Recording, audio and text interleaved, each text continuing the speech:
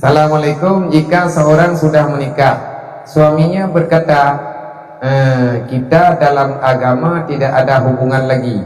Apakah pertanyaan itu jatah talaknya? Nah, tidak urang kekut. Kalau pahak kalewang duri. Tidak laku binau, bak mayang-mayang ataupun bak bunih-bunih.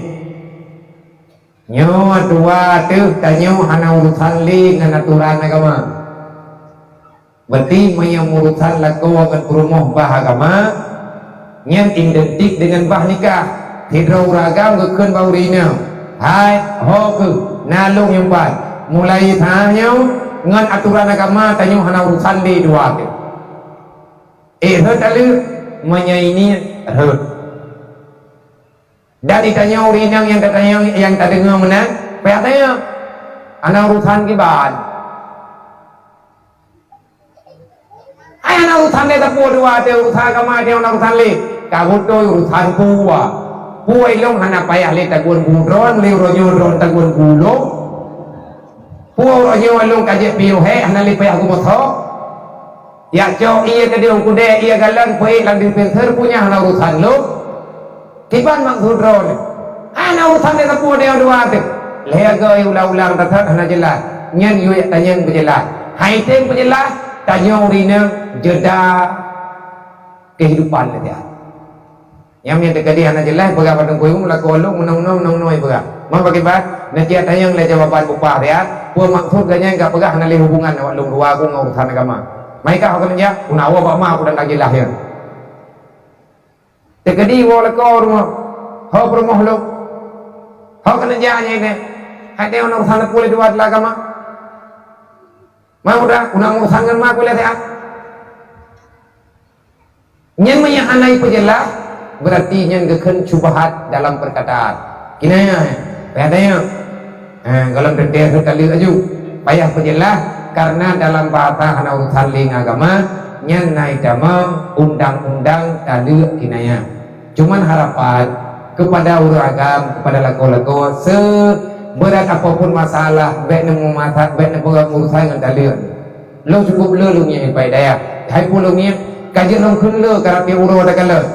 Tanyo mangeniah dawa, tanyo mangeniah yang tukang mendawa, anu yang korban di dalam rumah tangga. Gara-gara tanyo membagi, anu yang sengsara. Baik, ada pemberangkapan, baik nemu bagi. Lebih-lebih bak nemu ceri, nemu sabar-sabar. Ibadat terlama dalam dunia adalah mempertahankan pernikahan. Sembahyang menatrip, meminin kalhir. Jawaji menatrip, perlohuro katrutawo. Puasa menatrip, tigulian kabih. Mujagun menatrip, teuro kalih tak bagi jagun. Tapi yang paling trip ibadat untuk nikah yang bertahun-tahun. Nilai pahala lagi-lagi tahu. Baik tanya baga-baga tak bagi. Lalu orang ke pegah, pun kita lihat, dia ke pegah nak sadar ke, tiang sadar ke. Nyong layu ronyo kah hana liu san dua nyong kita lihat kah ribai martau, hikale permoh pertama martau tu. Nagena. Padu kalake, pertama martau tu, ribai aku tak lihat kah. Nyong dagainya ngeken pergi, kali, padu leh ajur.